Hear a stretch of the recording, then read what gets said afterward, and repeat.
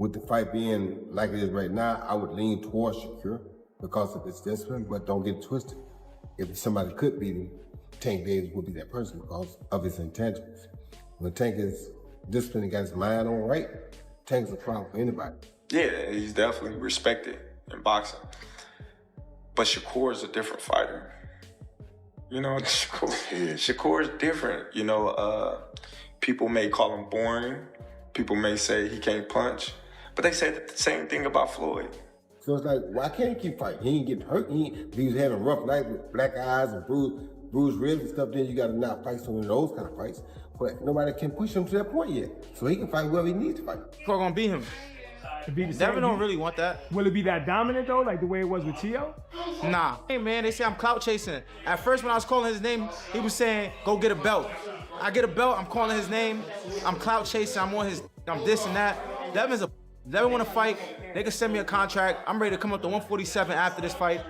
Roy Jones Jr. acknowledges that everyone praises Shakur's talent, but he believes Tank has one factor that could shake things up. While Gervonta Davis often makes news for offering controversies, Jones thinks that if the highly anticipated fight between Tank and Shakur happens, Shakur is likely to come out on top.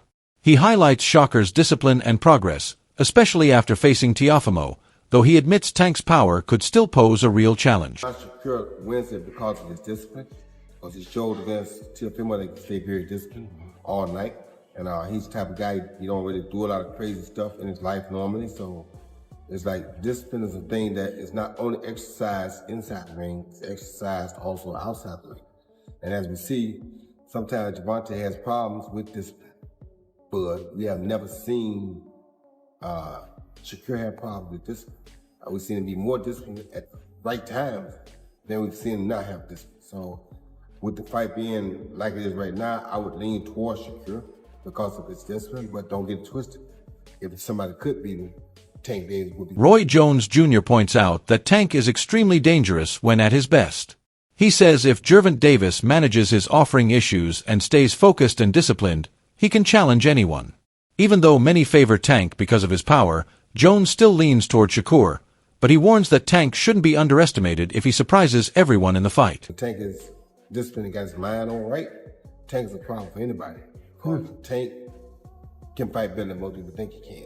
It's just that sometimes his outside antics get the better of him, and it makes people think less of him, but don't underestimate Tank Davis. If Tank is motivated and ready to fight, Tank is a problem for anybody. His impressive win over Teofimo Lopez, Shakur Stevenson's career has soared, giving him many choices for future opponents. Turki Alshik is offering him several opportunities, showing just how skilled Shakur is. Jones emphasizes that Shakur is a fighter who avoids damage while carefully dismantling his opponents, just like he did against Teofimo. Did he take those fights? He's going to have to take some more. You don't want to fight hard every fight out because you don't want to have to, if you don't have to, but when he paying you $10 million to fight, you can fight whoever you fight out because you get paid for it.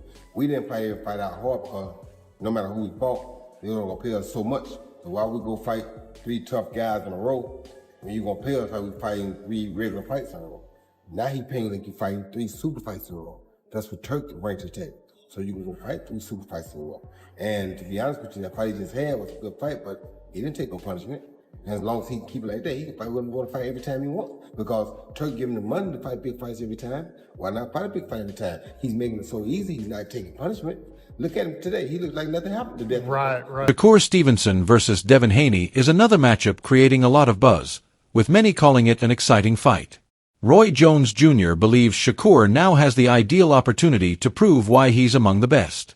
Stevenson has listed Gervonta Davis and Devin Haney as his top priorities for future fights, and while Jones acknowledges that Shakur's skill set is extremely hard to beat, he also notes that both fighters still have a real chance to challenge him. If they weren't such close friends, it would have been Keyshawn.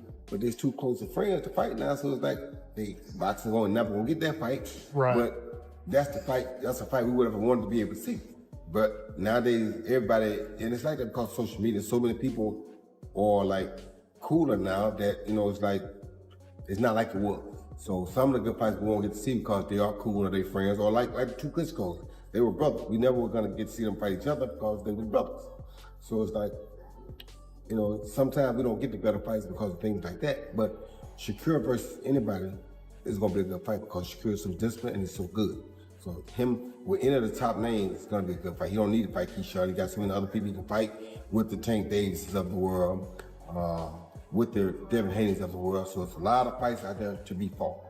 And with that being said, he's going to get a chance. Teofimo Lopez's fight against Shakur Stevenson fell short of expectations, but Roy Jones Jr. thinks a matchup with Devin Haney could be tougher.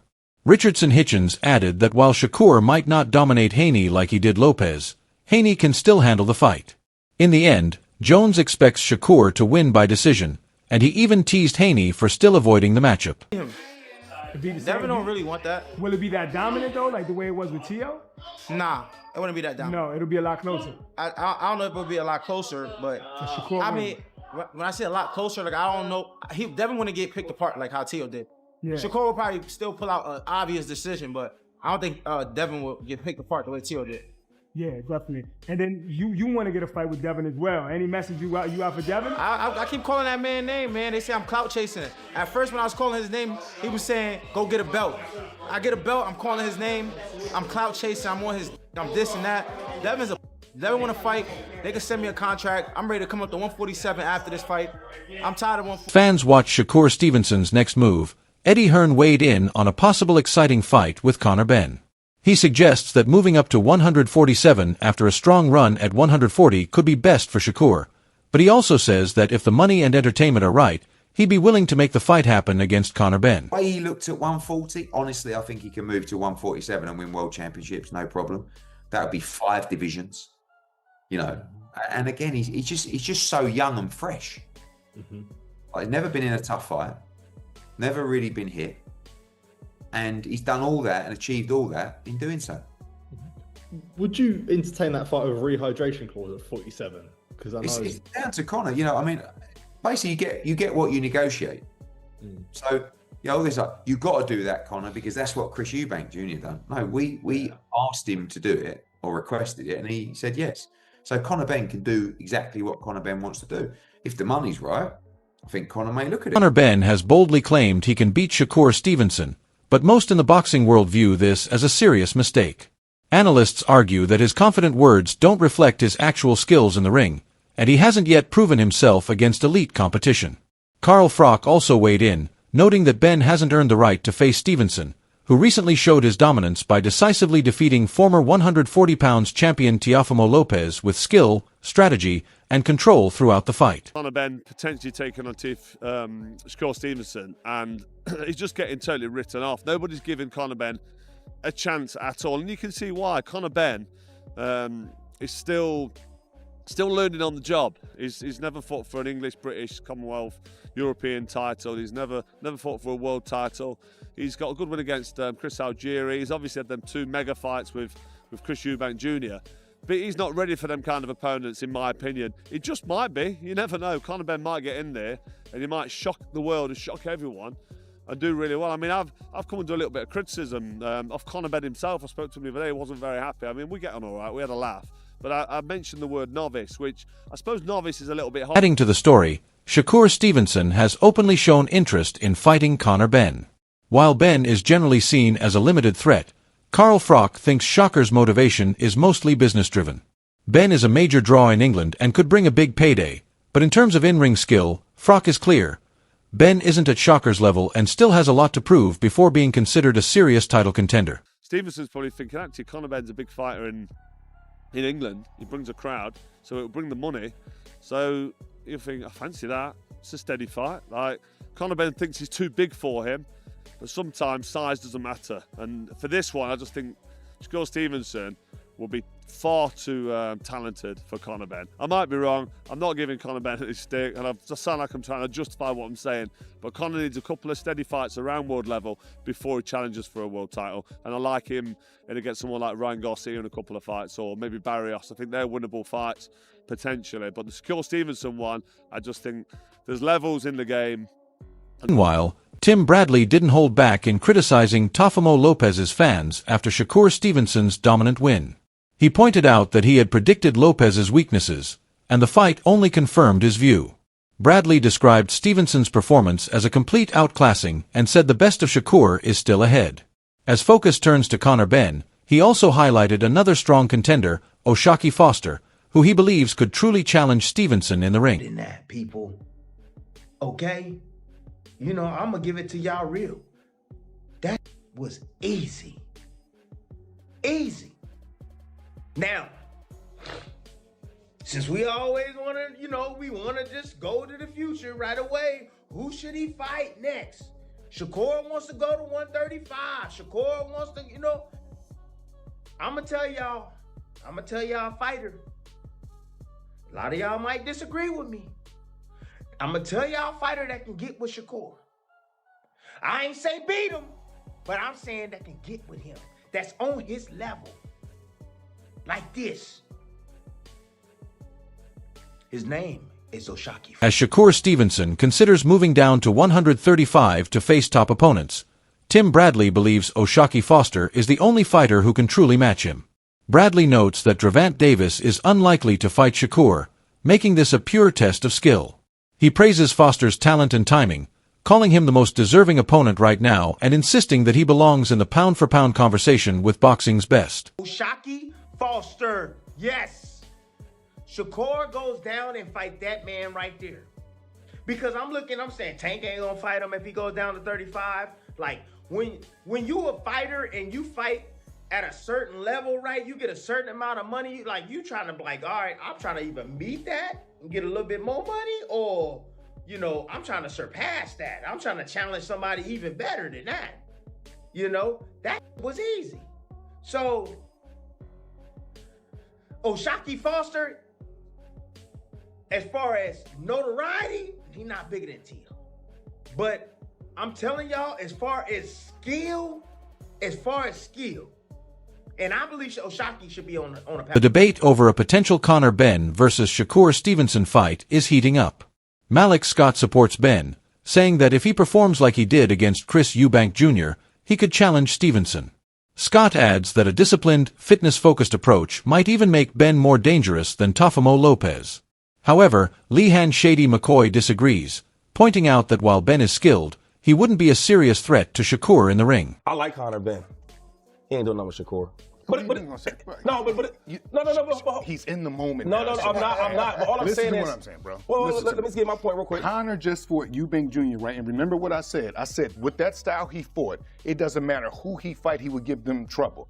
Just because Shakur just looked like the world's greatest the other night, I give him credit. I still remain on my statement that I said about Conor. If he fight discipline with no emotions and stick to a game plan and use his feint, he's very rough and evil on the inside. He's going to push that gas a little bit more than Tio did against. Hayter did because he was busier? Well, you could say that. I think Conor is actually better than. A potential fight between Conor Benn and Shakur Stevenson could certainly generate a massive payday, but Paulie Malignaggi considers it a risky mismatch. He cautions that Benn's confidence may far exceed his actual ability, and his limited experience at the elite level could leave him ill-equipped to handle Stevenson's precision, speed, and technical mastery inside the ring. Malignaggi emphasizes that Stevenson's skill, timing, and strategic approach would likely expose Benn's weaknesses, making it a dangerous challenge for him despite the financial incentives. Why would anybody be pushing this fight, aside from the people that have a financial stake in it? Which mind you, I fully understand if you have a financial stake in it. I totally get it. Right. And I'm not even knocking it from that perspective. From that side, if you have a financial stake in it, it makes sense, you want it, and I get it, okay? But as a fan, you're not getting a financial stake in it, okay, buddy? You're just watching the fight. So anybody not with no financial stake in this fight should call it for what it is. It's a one-sided mismatch. I don't see Conor being competitive with Shakur. I think if you can see that before the fight, granted, Gervonta Davis has a career full of these fights and people still watch them. So I may be out of my mind thinking that fans might actually be logical in this generation. But having said that, if you can see from a mile away that this is going to be a one-sided fight, what do you care to watch it for? What do you want to watch, a spectacle? Who would really want to watch that? Paulie Malignaggi argues that a fight between Shakur Stevenson and Conor Benn doesn't make sense competitively. He believes Benn lacks the skill and experience to truly challenge Stevenson at the elite level.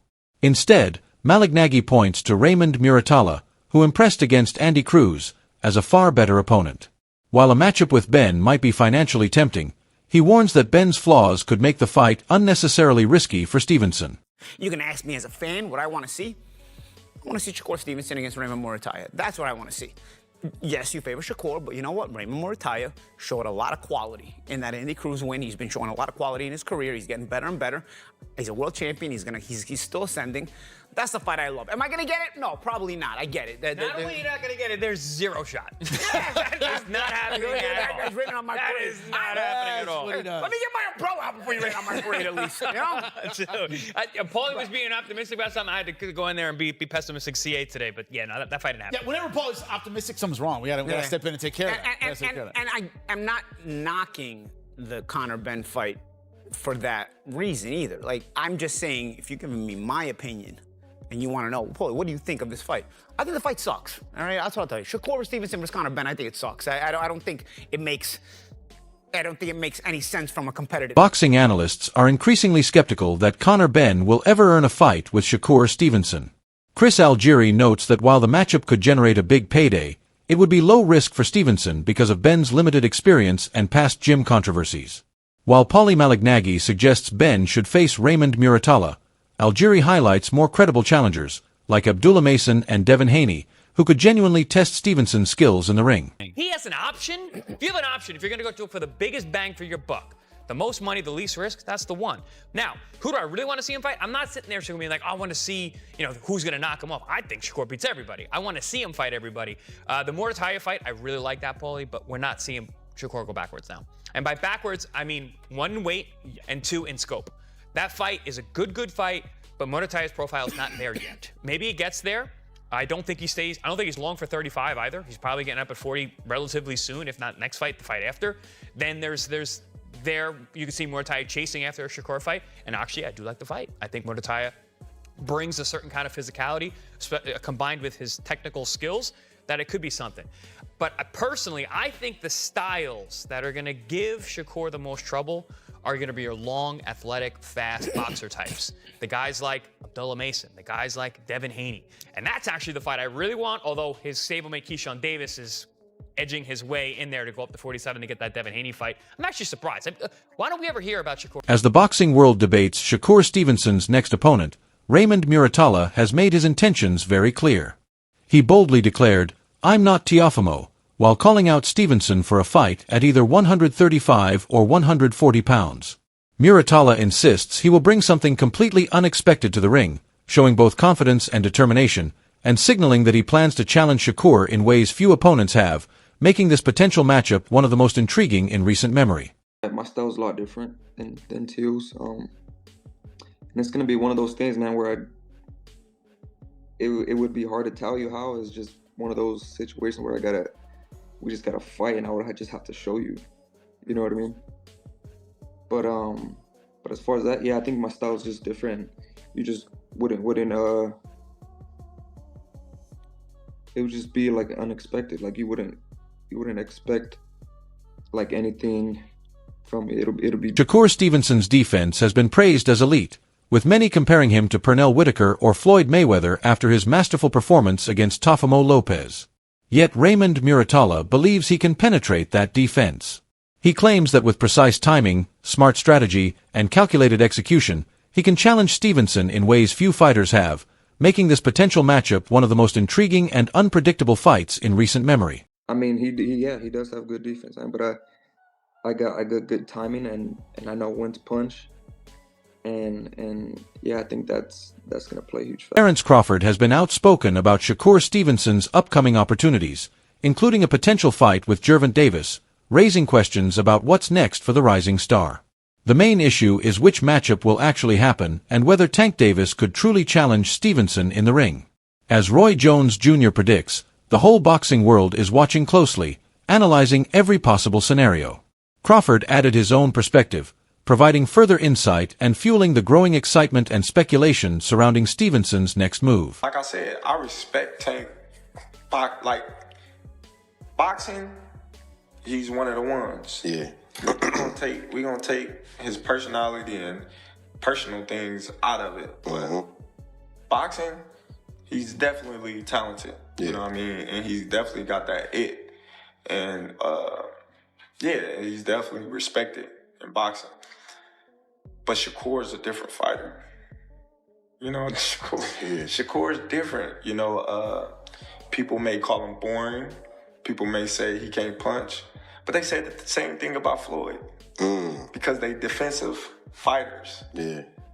Tank is not going to be able to hit Shakur like he hit everybody else. And he know that. Shakur Stevenson continues to dominate, but with challengers like Gervonta Davis, Devin Haney, and Raymond Muratalla waiting in line, his next fight promises to be explosive. Who do you think has a real shot at beating Stevenson, Tank, Haney, or someone else?